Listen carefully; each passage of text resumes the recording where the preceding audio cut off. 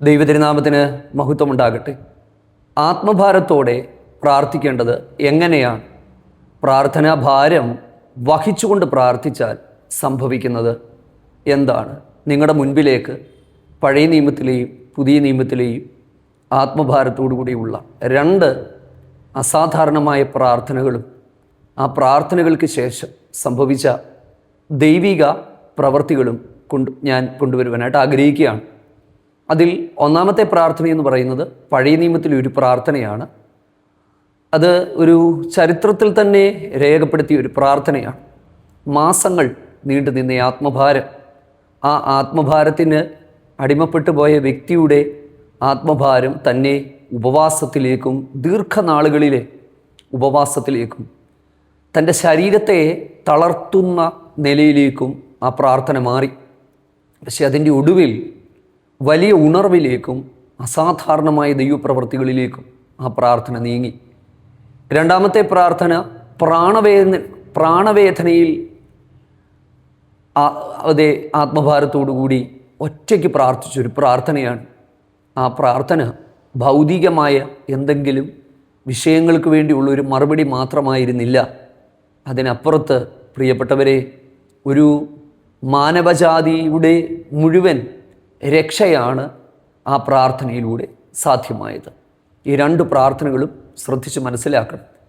നമ്മളൊക്കെ പ്രാർത്ഥിക്കുന്നവരാണ്, പക്ഷേ നമ്മൾ വെറുതെ പ്രാർത്ഥിക്കാതെ ഇതൊന്ന് മനസ്സിലാക്കുക.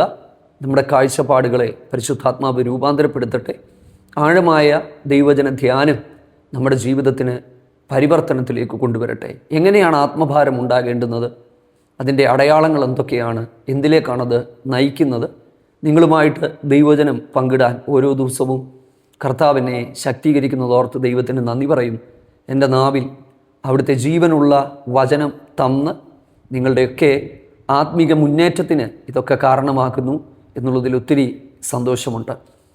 ഒന്നാമത്തെ പ്രാർത്ഥന നമ്മൾ ശ്രദ്ധിക്കുവാനായിട്ട് പോകുന്നത് നെഹമ്യാവ് എന്ന് പറഞ്ഞ ഒരു പാനപാത്രവാഹകൻ എന്ന് പറയുമ്പോൾ പേർഷ്യൻ രാജധാനിയിലെ, നമ്മൾ ഈ പാനപാത്രവാഹകൻ എന്ന് പറയുമ്പം വിചാരിക്കും രാജാവിന് ദോശയും സാമ്പാറും ഒക്കെ വിളമ്പുന്ന ആളാണെന്ന്. ഒരിക്കലുമല്ല.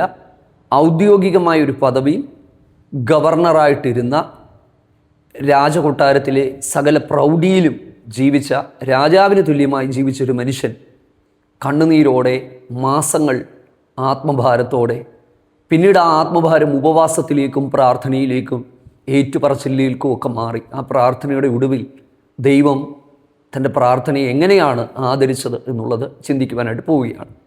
നെഹമ്യാവിൻ്റെ പുസ്തകം ആരംഭിക്കുമ്പോൾ തന്നെ ആ പുസ്തകം ആരംഭിക്കുന്നത് ഹഖല്യാവിൻ്റെ മകനായ നെഹമ്യാവിൻ്റെ ചരിത്രം എന്ന് പറഞ്ഞുകൊണ്ടാണ്. അപ്പോൾ നമ്മൾ ചിന്തിക്കും, എന്തിനാണ് ഇതൊക്കെ ഈ പുസ്തകത്തിൽ എഴുതിയിരിക്കുന്നത്? പ്രിയപ്പെട്ടവരെ, ബൈബിളിലെ ചരിത്രങ്ങളൊന്നും കെട്ടുകഥകളല്ല. വാലില്ലാത്തതോ തലയില്ലാത്തതോ എവിടെങ്കിലും നടന്നതോ എന്നൊന്നുമല്ല. പരിശുദ്ധാത്മാവ് ഈ പുസ്തകങ്ങളുടെ ആധികാരികത ഉറപ്പുവരുത്തുവാൻ ഹഖല്യാവിൻ്റെ മകനായ, നമ്മൾ ഈ ഒഫീഷ്യൽ ഡോക്യുമെൻറ്റ്സ് ഒക്കെ നമ്മൾ നോക്കുമ്പോൾ ഇന്ന കരയിൽ, പത്തനംതിട്ട ജില്ലയിൽ, ഇന്ന താലൂക്കിൽ, ഇന്ന വീട്ടിൽ, ഇന്നയാളുടെ മകൻ എന്നൊക്കെ എഴുതുന്നത് പോലെ ഹഖല്യാവിൻ്റെ മകൻ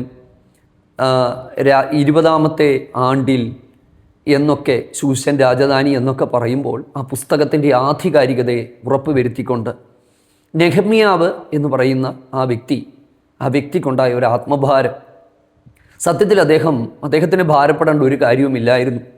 തൻ്റെ സഹോദരന്മാരിൽ ഒരുവനായ ഹനാനിയോടും ചില യഹൂദ പുരുഷന്മാരോടും അദ്ദേഹം ചോദിക്കുന്ന ചില ചോദ്യങ്ങളാണ്. അതായത്, പ്രവാസത്തിൽ നിന്ന് മടങ്ങി വന്നവരെന്തിയെ, ആ ആൾക്കാരെന്തിയെ എന്നുള്ളൊരു ചോദ്യം. അപ്പം അദ്ദേഹത്തിൻ്റെ ചോദ്യത്തിന് ഉത്തരമായിട്ട് ആളുകൾ പറയുകയാണ്, പ്രവാസത്തിൽ നിന്ന് മടങ്ങി വന്ന ആളുകൾ മഹാകഷ്ടത്തിലും അപമാനത്തിലും കിടക്കുന്നു. 4ാമത്തെ വാക്യം, ഈ വർത്തമാനം കേട്ടപ്പോൾ അദ്ദേഹം ഇരുന്നു, കരഞ്ഞു, ദുഃഖിച്ചു, കുറേ നാൾ ഉപവസിച്ചു, പ്രാർത്ഥിച്ചു. ഇങ്ങനെയുള്ള ചില കാര്യങ്ങൾ നമുക്ക് കാണാനായിട്ട് പറ്റും. എന്താണ് സത്യത്തിൽ ആത്മഭാരം എന്ന് പറയുന്നത്? കുറച്ച് മുമ്പ് നമ്മൾ പറഞ്ഞതുപോലെ പ്രാർത്ഥിക്കുന്നവർ ഭാരം വഹിച്ചുകൊണ്ട് പ്രാർത്ഥിക്കുക. എങ്ങനെയാണ് ഭാരം വഹിച്ചുകൊണ്ട് പ്രാർത്ഥിക്കുന്നത്?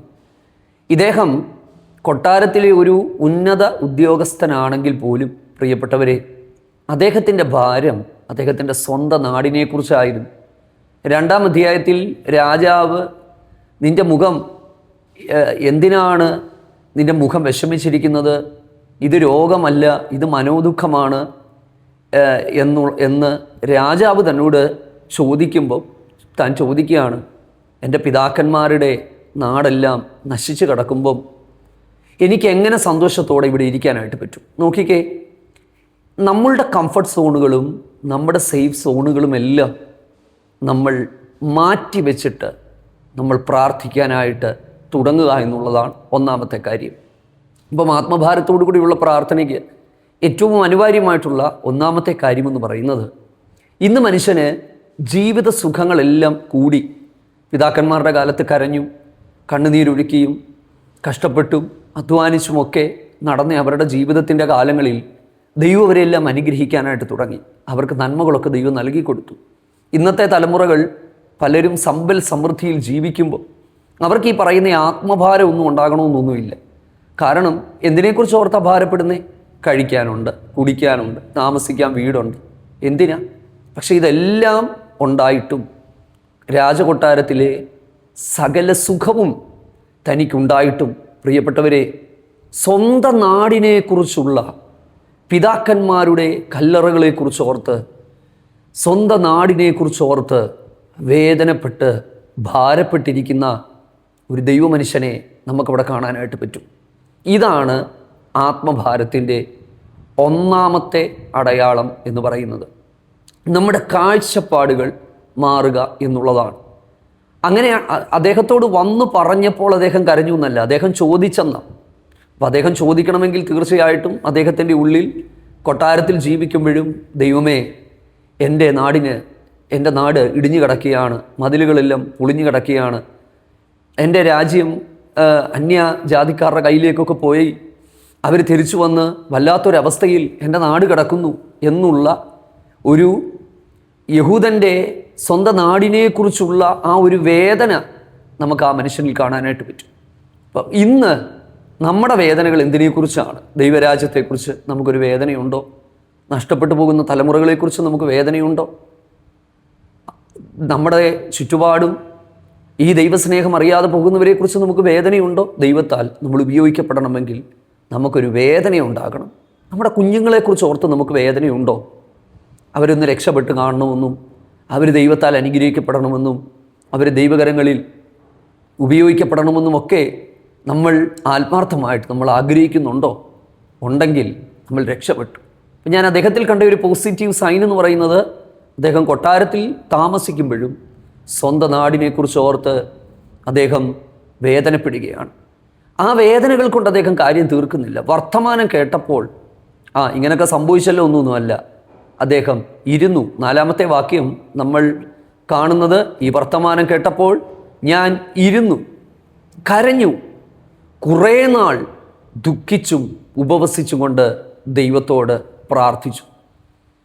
നമ്മൾ പല സമയത്തും പ്രതീക്ഷിക്കുന്നത് നമ്മുടെ പ്രാർത്ഥനകൾക്ക് ഉടനടി മറുപടി ഉണ്ടാകും എന്നുള്ളതാണ്.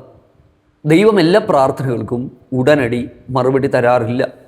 നമ്മൾ എത്രത്തോളം തീവ്രതയോടെ മുൻപോട്ട് പോകുന്നു എന്നുള്ളത് ദൈവം നോക്കിക്കൊണ്ടിരിക്കും.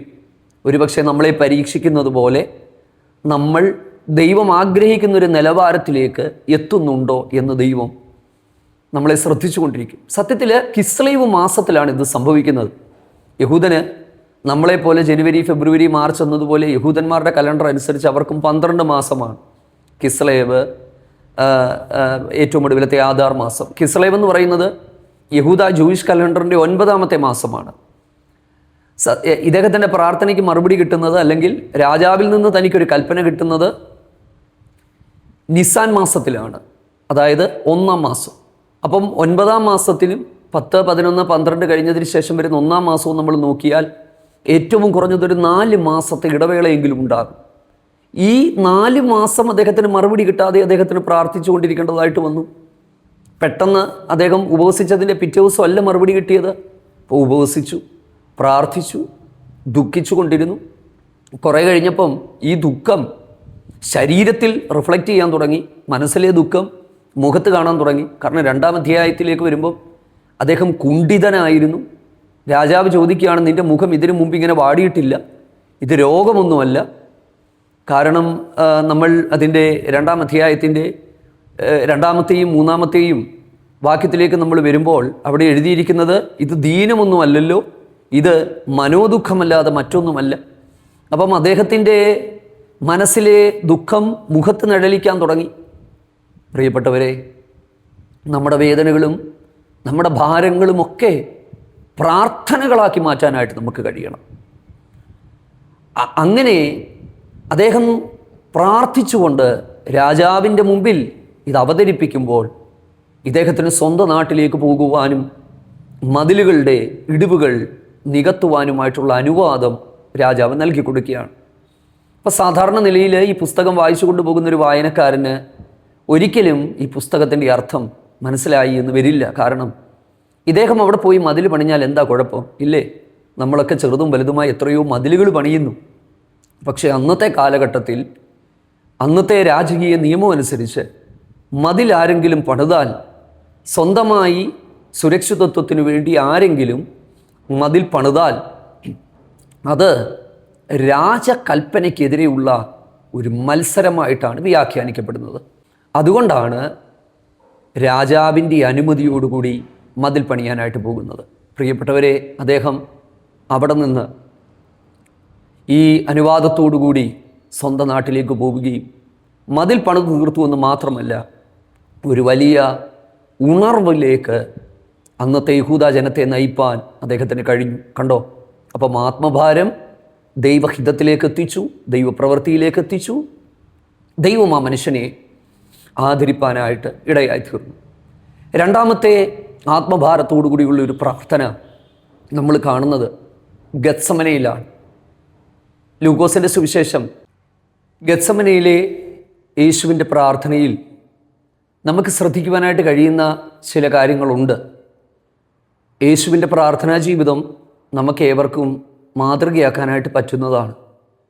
ലൂക്കോസിൻ്റെ സുവിശേഷം 22-ാം അധ്യായത്തിൻ്റെ 39-ാമത്തെ വാക്യത്തിൽ രേഖപ്പെടുത്തിയിരിക്കുന്നത്, പതിവ് പോലെ അവിടുന്ന് പ്രാർത്ഥിക്കാനായിട്ട് പോയി. അപ്പോൾ യേശുവിൻ്റെ പ്രാർത്ഥനാ ജീവിതം എന്ന് പറയുന്നത് പതിവായുള്ളൊരു പ്രാർത്ഥനയായിരുന്നു. പല സമയങ്ങളിലും നമ്മൾ പരാജയപ്പെടുന്നത് നമുക്ക് സ്ഥിരതയുള്ള ഒരു പ്രാർത്ഥനാ ജീവിതം ഇല്ല എന്നുള്ളതാണ്. അതിൻ്റെ അകത്ത് ഞാൻ നിങ്ങളോട് ഒരു ആത്മീക ദൂത് പറയാം. ഗത്സമനയിൽ ആത്മഭാരത്തോടുകൂടി പ്രാർത്ഥിച്ച കർത്താവ് പിതാവ് തന്നെ ഏൽപ്പിച്ച ദൗത്യത്തെ വിജയകരമായി പൂർത്തീകരിച്ചു. കൂടെ ആരുമില്ലായിരുന്നു. എന്നാൽ പ്രാർത്ഥിക്കേണ്ട സമയത്ത് ഉറങ്ങിയ ശിഷ്യന്മാർ എല്ലാവരും യേശുവിനെ വിട്ട് ചിതറി പിൻവാങ്ങിപ്പോയി. കണ്ടോ? അപ്പോൾ പ്രാർത്ഥിക്കുന്നവനും പ്രാർത്ഥിക്കാത്തവനും തമ്മിലുള്ള വ്യത്യാസം ഇതാണ്. അപ്പോൾ പതിവ് പോലെ യേശു പ്രാർത്ഥിച്ചെങ്കിലും ഗത്സമനയിലെ ആ ഒരു പ്രാർത്ഥനയെ വേറിട്ട് നിർത്തിയത് അവിടെ ഉണ്ടായ ഒരു ആത്മഭാരവും പ്രാണവേദനയോടെ പ്രാർത്ഥിച്ചുവെന്നാണ്. പ്രാണവേദനയോടെ. അങ്ങനെ ഒരു പ്രയോഗം തന്നെ ലൂക്കോസിൻ്റെ സുവിശേഷത്തിൽ നമുക്ക് കാണാനായിട്ട് പറ്റും. പ്രാണവേദനയിൽ പ്രാർത്ഥിച്ചു, അതിശ്രദ്ധയോടെ പ്രാർത്ഥിച്ചു. വിശുദ്ധ മത്തായി സുവിശേഷവും മർക്കോസിൻ്റെ സുവിശേഷവും ഒക്കെ നമ്മൾ വായിക്കുമ്പോൾ എൻ്റെ ഉള്ളം മരണവേദന പോലെ അതിദുഃഖമായിരിക്കും. കുറച്ചു മുമ്പ് ഞാൻ പറഞ്ഞതുപോലെ ആത്മഭാരം നമ്മുടെ ശരീരത്തെ ബാധിക്കും എന്നുള്ളതുപോലെ അവിടെ നമ്മൾ കാണുന്നത് യേശുവിൻ്റെ വിയർപ്പ് തുള്ളികൾ നിലത്തു വീഴുന്ന വലിയ രക്തത്തുള്ളികൾ പോലെയായി തീർന്നു എന്നാണ് നമ്മൾ കാണുന്നത്. ആ പ്രാർത്ഥന നമുക്കൊന്ന് ഇമാജിൻ ചെയ്യാനായിട്ട് പറ്റുമോ? ശിഷ്യന്മാരെയെല്ലാം ഒരു സ്ഥലത്ത് നിർത്തി, ഒരു കല്ലേറ് ദൂരം വാങ്ങിപ്പോയി, കവിണ് വീണു, മുട്ടുകുത്തി എന്നൊക്കെ എഴുതിയിട്ടുണ്ട്. എന്തായാലും ഒരു ശാരീരിക പ്രാർത്ഥനയിലെ ഒരു ശാരീരിക പ്രകടനം നമുക്ക് കാണാനായിട്ട് പറ്റും. അല്ലെങ്കിൽ ഒരു ശാരീരികമായ അല്ലെങ്കിൽ ശരീരം കൊണ്ട് പ്രാർത്ഥിക്കുകയാണ്. മനസ്സുകൊണ്ട് മാത്രമല്ല, ശരീരം കൊണ്ടുള്ള ഒരു പ്രാർത്ഥന നമുക്ക് കാണാൻ പറ്റും. കവിണ് വീണു, പിതാവിൻ്റെ മുമ്പിൽ കവിണ് വീണുകൊണ്ട് പ്രാർത്ഥിക്കുന്ന ഒരു പ്രാർത്ഥനയിൽ നമുക്കവിടെ കാണാനായിട്ട് പറ്റുന്നത് പ്രാണവേദനയിലായി എന്നുള്ളതാണ്. എന്താണ് സത്യത്തിൽ ആ ഒരു പ്രാണവേദന? സകല മാനവജാതിയുടെയും പാപത്തിൻ്റെ ഭാരത്തെ തിരിച്ചറിഞ്ഞുകൊണ്ട് പിതാവ് തന്നെ ഏൽപ്പിച്ചൊരു ദൗത്യമെന്ന് പറയുന്നത് ചെറുതല്ല, അത് വലുതാണെന്ന് മനസ്സിലാക്കി ആ ലോകത്തിൻ്റെ പാപത്തിൻ്റെ ഭാരവും തൻ്റെ ചുമലിലേക്ക് വന്നപ്പോൾ ഇത് സഹിക്കാൻ കഴിയാതെ, പിതാവേ, കഴിയുമെങ്കിൽ ഈ പാനപാത്രം എങ്കിൽ നിന്ന് നീക്കണമേ, ഈ വചനം തന്നെ 3 പ്രാവശ്യം ചൊല്ലി പ്രാർത്ഥിച്ചു എന്നാണ് വിശുദ്ധ മത്തായി എഴുതിയ സുവിശേഷത്തിൽ രേഖപ്പെടുത്തിയിരിക്കുന്നത്. നോക്കിക്കേ, എന്തൊരു പ്രാർത്ഥനയാണ് ആ പ്രാർത്ഥന. നിങ്ങളുടെ കൺമുൻപിലേക്ക് അങ്ങനെ ഒരു പ്രാർത്ഥന വരുന്നുണ്ടോ?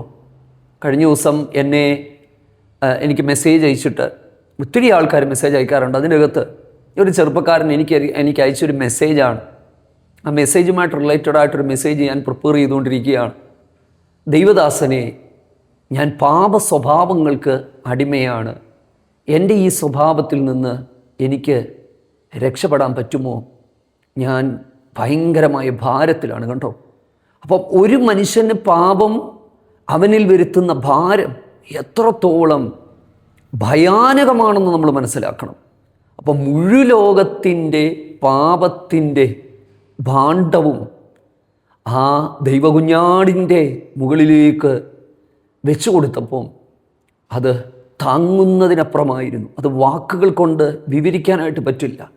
എൻ്റെ വാക്കുകൾ പോലും അതിനെ വിവരിക്കാൻ അത്രത്തോളമാകും എന്നൊന്നും എനിക്കറിയില്ല. എങ്കിലും എൻ്റെ ഭാവനയിൽ ഞാൻ കാണുകയാണ് 15 കിലോയോ 20 കിലോയോ എടുക്കാൻ പറ്റുന്ന ഒരു കുഞ്ഞിൻ്റെ അല്ലെങ്കിൽ ഒരു ചെറുപ്പക്കാരൻ്റെ, ഒരു യൗവനക്കാരൻ്റെ തലയിൽ ഒരു 100 കിലോ ചാക്കെടുത്ത് വെച്ചാൽ അവൻ കഴുത്തൊടിഞ്ഞ് അവൻ്റെ നട്ടെല്ലിൻ്റെ അസ്ഥികളെല്ലാം താറുമാറായി അവൻ താഴെ വീഴുന്നത് പോലെ ആത്മമണ്ഡലത്തിൽ അല്ലെങ്കിൽ ആത്മീക നിലവാരത്തിൽ സകല മാനവജാതിയുടെയും പാപത്തിൻ്റെ ഭാരം തൻ്റെ മുകളിലേക്ക് എടുത്തു വെച്ചപ്പോൾ അത് താങ്ങുന്നതിനപ്പുറമായിരുന്നു. അത് പ്രാണവേദനയായിട്ട് മാറുകയാണ്. അങ്ങനെയുള്ള ആത്മഭാരത്തിൻ്റെ പ്രാർത്ഥനകളിലാണ് ദൈവദൂതന്മാർ സഹായത്തിനായിട്ട് ഇറങ്ങുന്നത്. അങ്ങനെയൊക്കെയുള്ള ചില പ്രാർത്ഥനകൾ ബൈബിളിൽ രേഖപ്പെടുത്തിയിട്ടുണ്ട്. അങ്ങനെ പ്രാർത്ഥിക്കാനായിട്ട് കർത്താവ് ആരംഭിച്ചു. നമ്മൾ അങ്ങനെയാണ് അവിടെ കാണുന്നത്. 3 കാര്യങ്ങളാണ് സമ്മേളിക്കുന്നത്. 1, ആ തീവ്രതയോടുകൂടെയുള്ള പ്രാർത്ഥന. 2, ദൈവേഷ്ടം ചെയ്യാനായിട്ടുള്ള മനസ്സ്. 3-ാമത്തേത് സമർപ്പണം. ഇല്ലേ? അപ്പം ആ സമർപ്പണവും മനസ്സും ആ ഭാരവും, ഇങ്ങനെ കുറച്ചധികം കാര്യങ്ങൾ, 3-4 കാര്യങ്ങളാണ് ഒന്നിച്ച് അവിടെ സമ്മേളിക്കുന്നത്. 1 പ്രാർത്ഥനാ ജീവിതം, 1 പ്രാർത്ഥന, 2 സമർപ്പണം, 3 ആത്മഭാരം. ഈ 3 കാര്യങ്ങളോട് ഒന്നിച്ച് സമ്മേളിക്കുകയാണ്. അപ്പം ഇത്രയും കാര്യങ്ങൾ ഒന്നിച്ച് സമ്മേളിച്ചുകൊണ്ട് ദൈവം മുമ്പാകെ വീണ് ആ പ്രാർത്ഥനയെല്ലാം പൂർത്തീകരിച്ചതിന് ശേഷം അവിടെ കൊണ്ട് വീണ് അവിടെ കൊണ്ട് തീരുകയല്ല, അവിടെ കൊണ്ട് അവസാനിക്കുകയല്ല. പ്രാർത്ഥനകളുടെ അവസാനം പ്രാർത്ഥിക്കുന്നവൻ ഇല്ലാതാകുകയല്ല. എഴുന്നേറ്റിട്ട് ശിഷ്യന്മാരോട് പറയുകയാണ്, ദൈവത്തിന് സ്തോത്രം, എഴുന്നേൽക്കുക, നാം പോകാം എന്ന് പറഞ്ഞ് ധൈര്യം സംഭരിച്ച്, ശക്തി സംഭരിച്ച് വീണ്ടും ശിഷ്യന്മാരെയൊക്കെ ഉണർത്തിക്കൊണ്ട് പിതാവ് ഏൽപ്പിച്ച ആ ഒരു ദൗത്യത്തിന് വേണ്ടി ദൈവത്തിന് സ്തോത്രം ധൈര്യത്തോടെ പോകുന്ന ആ ഒരു യേശുവിനെ ഞാൻ നിങ്ങളുടെ മുമ്പിലേക്ക് കൊണ്ടുവരട്ടെ. ആത്മഭാരത്തിൻ്റെ പ്രാർത്ഥനകളുടെ ഒടുവിൽ സംഭവിക്കുന്നത് പരാജയമല്ല, വീണവിടെ തീരുകയല്ല, എല്ലാം അവസാനിക്കുകയല്ല. മനസ്സിൻ്റെ അകത്തുള്ള അന്തരാത്മാവിലെ പ്രാർത്ഥന ശരീരത്തെ ബാധിക്കുമ്പോഴും അത് പുറമേ ആർക്ക് കാണത്തക്ക നിലയിൽ അത് ശരീരത്തിൻ്റെ പ്രകൃതിയെ തന്നെ അത് ബാധിക്കുമ്പോഴും പ്രാർത്ഥിക്കുന്നവൻ അവസാനിക്കുകയല്ല. എല്ലാം അവസാനിച്ചുവെന്ന് തോന്നുന്ന ഇടത്തുനിന്ന് ചിലതിനൊക്കെ ആരംഭം കുറിച്ച് നെഹമ്യാവിലേക്ക് വരുമ്പോൾ, കുറച്ച് മുമ്പ് ഞാൻ പറഞ്ഞതുപോലെ മതിലുകൾ പണിത് തീർക്കുക മാത്രമല്ല, അതിനുശേഷമുള്ള ഒരു വലിയ ഉണർവ്, തിരുവചനത്തിലേക്കുള്ള ജനത്തിൻ്റെ മടങ്ങിവരവും നഷ്ടപ്പെട്ടു പോയ ചില ആത്മീക അനുഭവങ്ങളെ ഉള്ള മടക്കി വരുത്തലുമൊക്കെ നമുക്ക് ആ പുസ്തകത്തിൽ കാണാനായിട്ട് പറ്റും. യേശുവിൻ്റെ പ്രാർത്ഥനയുടെ ഒടുവിൽ ഗത്സമനയിൽ വീണ് കിടന്ന് അവിടെ കൊണ്ട് തീർന്ന് പിതാവിൻ്റെ കയ്യിൽ തൻ്റെ ജീവനെ ഏൽപ്പിച്ച് എല്ലാം കഴിഞ്ഞ് പിതാവേ എന്ന് പറഞ്ഞൊന്നും തീരുകയല്ല, എഴുന്നേറ്റ് വീണ്ടും അടുത്ത ദൗത്യത്തിലേക്ക് ധൈര്യത്തോടെ, ആര് കൂടില്ലെങ്കിലും ഈ കൂടെ നടക്കുന്നവരെല്ലാം വിട്ടുപോകുമെന്നൊക്കെ തനിക്ക് അറിയാമായിരുന്നു. പക്ഷേ അവിടുന്ന് ഒരു ഉയർത്തെഴുന്നേൽപ്പ് നമുക്ക് കാണാനായിട്ട് പറ്റും. പ്രിയപ്പെട്ടവരെ, ആത്മഭാരത്തോടുകൂടെയുള്ള ഭാരം വഹിച്ചുകൊണ്ടുള്ള പ്രാർത്ഥനകളിൽ എല്ലാം വീണ് അവസാനിച്ചുവെന്ന് തോന്നിയാലും തീരുന്നിടത്ത് നിന്ന് വീണ്ടും എഴുന്നേൽപ്പിച്ചുകൊണ്ട് അടുത്ത പുതിയതിലേക്ക്, ദൈവിക ദൗത്യങ്ങളിലേക്ക്, ദൈവിക പദ്ധതികളിലേക്ക്, ദൈവത്തിൻ്റെ ഹിതത്തിലേക്ക് നമ്മളെയൊക്കെ നടത്താൻ ദൈവത്തിന് കഴിയും. ശരിക്കും കർത്താവിനെക്കുറിച്ച് പ്രസംഗിക്കുമ്പോൾ നമ്മുടെ ആവേശവും അതാണ്. ഇത് വീണ് തീരുന്നതല്ലിത്. എല്ലാം തീർന്നു എന്ന് പറയുന്നിടത്തു നിന്ന് വീണ്ടും ദൈവം തമ്പുരാൻ ചിലതിനെയൊക്കെ ആരംഭിക്കുന്ന ചില നല്ല ആരംഭങ്ങൾ നിങ്ങളുടെയൊക്കെ ജീവിതത്തിൽ കർത്താവ് നൽകട്ടെ എന്ന് പ്രാർത്ഥിക്കുന്നു. അതുകൊണ്ട് ആത്മഭാരത്തോടുകൂടെ പ്രാർത്ഥിക്കാനായിട്ട് ശീലിക്കുക. വെറും പ്രാർത്ഥനകളല്ല. അങ്ങനെയൊക്കെ പ്രാർത്ഥിച്ച് വലിയ ദൈവിക വിടുതലുകളും പ്രവൃത്തികളും കണ്ടവരൊക്കെ നമ്മൾ ഈ പുസ്തകത്തിൽ കാണുന്നുണ്ട്. അതിനും നിങ്ങൾക്കൊക്കെ കഴിയട്ടെ. ഈ മെസ്സേജ് ക്ലിയർ ആണെന്ന് വിശ്വസിക്കുന്നു. ആമേൻ. God bless U.